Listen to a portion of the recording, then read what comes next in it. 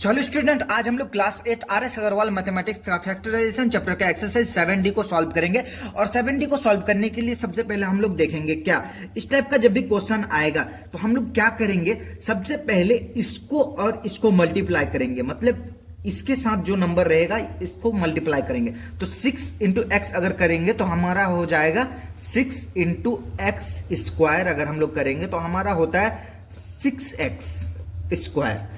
अब इस नंबर को कुछ इस तरीके से तोड़ना है कि मतलब जोड़ने या घटाने पे ये बीच वाला नंबर आना चाहिए। तो इसको हम लोग तोड़ते हैं। इसको अगर हम लोग 3x लिखते हैं प्लस 2x लिखते हैं, 2x है, एक x इसको दे दिए, एक x इसको दे दिए, ठीक सेम। अब इसको और इसको अगर जोड़ते हैं तो बीच वाला आ रहा है, एकदम सही है। और इंटू अगर करेंगे तो हमें ये वाला आना चाहिए।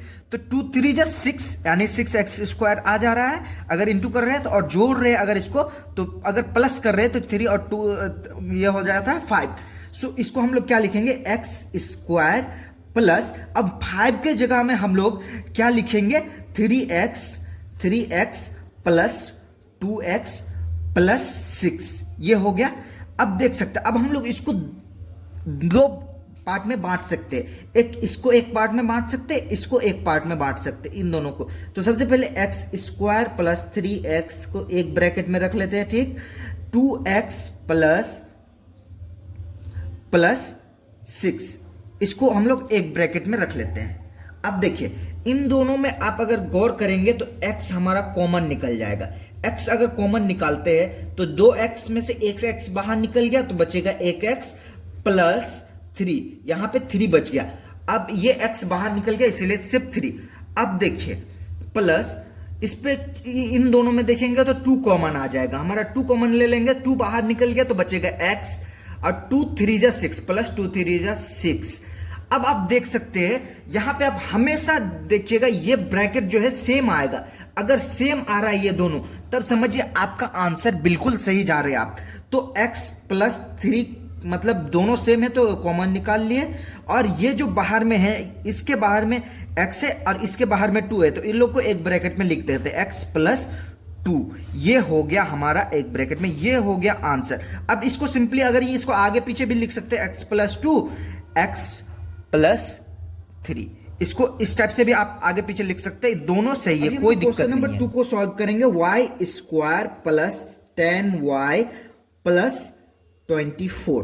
तो इसको सॉल्व करेंगे, सबसे पहले हम लोग क्या करते थे, इसको और इसको इंटू करते थे, तो 24y स्क्वायर हो गया। अब इसको कुछ इस तरीके से तोड़ेंगे कि जोड़ने या घटाने पे ये आना चाहिए। तो चलिए इसको तोड़ते हैं। तो सबसे पहले हम लोग अगर तोड़ेंगे तो यहां पे 6y प्लस 4y, देखिए क्योंकि 2y स्क्वायर है तो एक y इसको दे दिए, एक y इसको दे दिए, दोनों को प्लस करेंगे, सेम वेरिएबल होगा तभी तो हम लोग प्लस कर पाएंगे। तो ये हो गया 6y 4y। अगर इसको इंटू करते हैं तो ये आता है, कोई दिक्कत नहीं है। और अगर प्लस या माइनस करेंगे तो ये आना चाहिए, तो प्लस कर रहे हैं तो हम लोग को ये आ रहा है। यानी अब हम लोग क्या करेंगे, y स्क्वायर प्लस यहां 10y के जगह में हम लोग क्या लिखेंगे, 6y प्लस 4y प्लस 24, ये हो गया। अब देख सकते हैं, अब ये दो को हम लोग दो पार्ट में बांट सकते हैं, यहां से एक पार्ट हो गया और यहां से एक पार्ट हो गया। सो इसमें अगर हम लोग कॉमन निकालेंगे तो क्या निकालेंगे, तो सबसे पहले हम लोग y इसमें से कॉमन निकाल लेते। तो y अगर कॉमन निकल गया तो हम लोग का सबसे यहां पे बचेगा y प्लस 6 बचेगा, इसमें कोई घबराने की बात नहीं है। अब यहां पे देखिए इस पे अगर 4 कॉमन निकालते हैं तो यहां पे बचेगा 4, यहां पे y बचेगा क्योंकि 4 बाहर निकल गया तो y बचेगा, एंड प्लस 4 6 जा 24, ये 6। अब देखिए ये दोनों ब्रैकेट मेरा सेम आया, यानी कोई दिक्कत नहीं है, हमें घबराने की बात नहीं है, हम क्वेश्चन एकदम सही चल रहे हैं। तो ये दोनों कॉमन है, ये और ये कॉमन है पूरा, तो हम लोग y प्लस 6 को एक ब्रैकेट में लिखेंगे और बाहर में जो है इसको एक ब्रैकेट में लिखेंगे, y प्लस 4, ये y हो गया, y प्लस 4, ये हो गया हमारा आंसर। आई होप कि आपको समझ में आया, नहीं समझ में आया तो आप कमेंट में जरूर